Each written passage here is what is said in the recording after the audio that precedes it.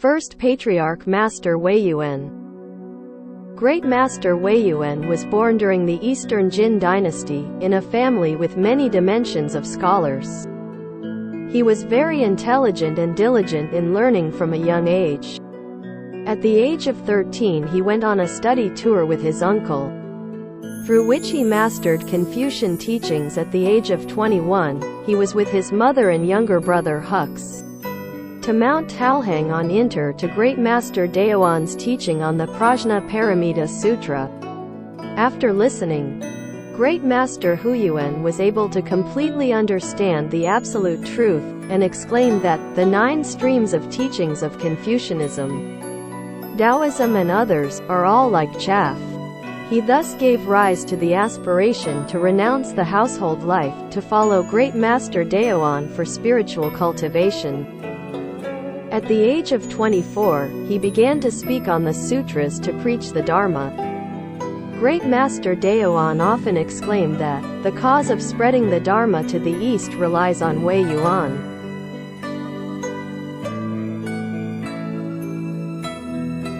In the year 379, Great Master Huiyuan led dozens of disciples to go to Guangdong Province's Mount Luofu.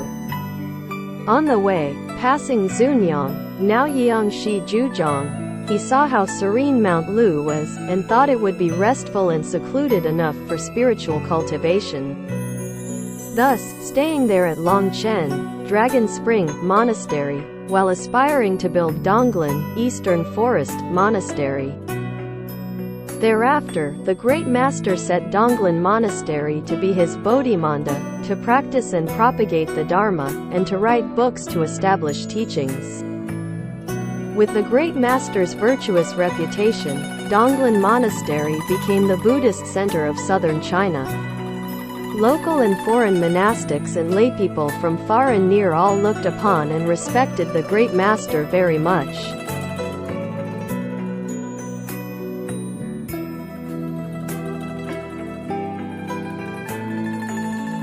Even though the Buddhist teachings were continually entering China, they were still not complete.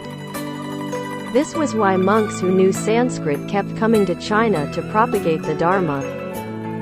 Still, the Great Master felt that the teachings were lacking, and once sent his disciples Fazheng, Failing and others to India to retrieve more sutras.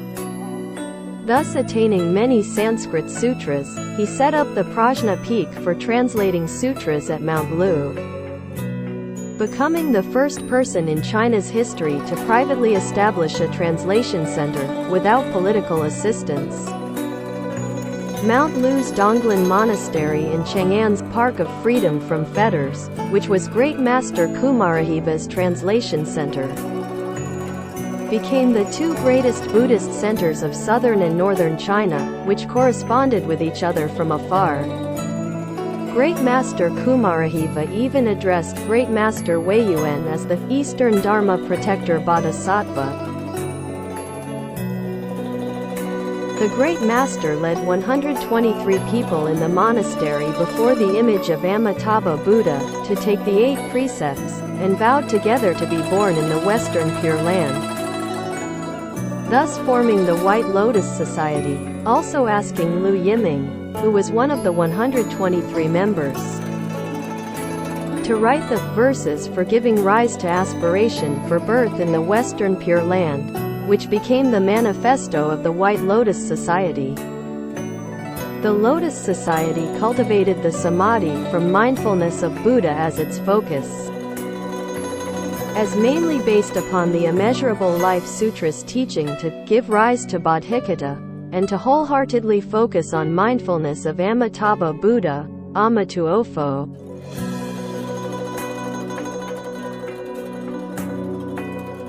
Everyone diligently practiced during circumambulating, prostrating and being seated, to cultivate samadhi from mindfulness of Buddha, with all experiencing sight of Amitabha Buddha when in concentration. Not only was it one person's verification, but it was with the verification of the entire Lotus Society, that the 123 were able to, in concentration, dreams, or when approaching the end of life, See Amitabha Buddha and the supreme environment of Pure Land, which were without differences from that recorded in the sutras.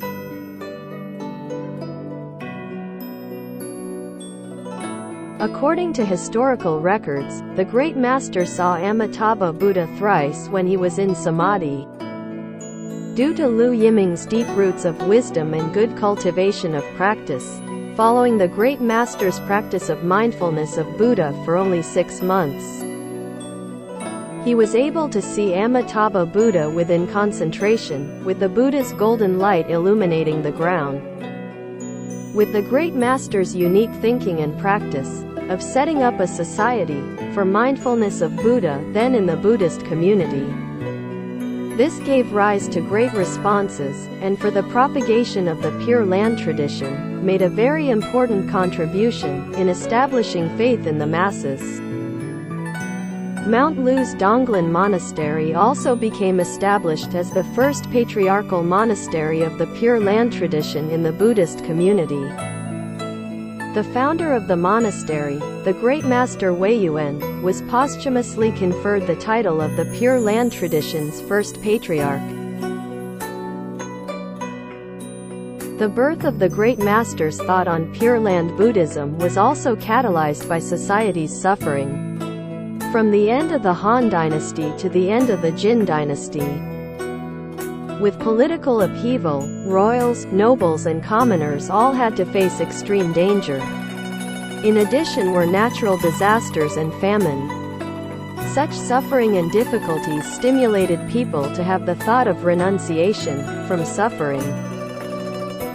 This kind of social attitude appropriately coincided with the Pure Land tradition's philosophy of transcending the world. Therefore, ancient India's Pure Land teachings were able to find an entry point for growth. The Great Master was also able to integrate the already present philosophy of Laozian Zhuangzi with the Buddhist thought of practicing mindfulness of Buddha to seek birth in the Western Pure Land. With his call, hundreds responded, thus beginning the prelude of the Pure Land tradition's propagation. In Record of Pure Land Saints and Sages, the chapter on Great Master Huiyuan says, in the year 416, on a 7th month's evening, at the Prajna Peak's eastern shrine, after arising from concentration then, the Great Master saw Amitabha Buddha, whose body filled space, and within his aura of light, there were many manifested Buddhas, with Guanyin Bodhisattva and Dashiji Bodhisattva standing on his left and right. He also saw water with bright light, that divided into 14 parts, that flowed up and down, with sounds that expounded on suffering, emptiness, impermanence and non-self, as described in the Immeasurable Life Sutra.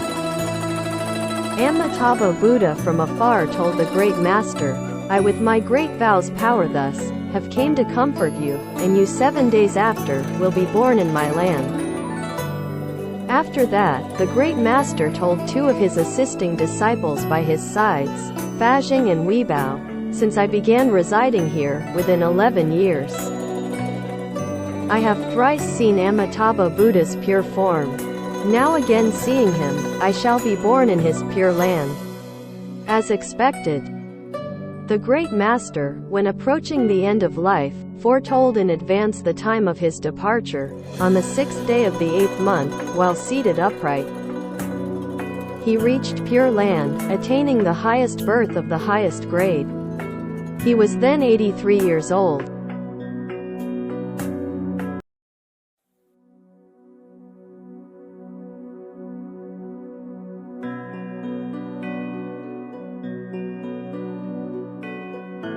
The Great Master used his personal experience to prove and verify that mindfulness of Buddha can without doubt lead to birth in Pure Land, which inspired later generations to follow the Pure Land teachings.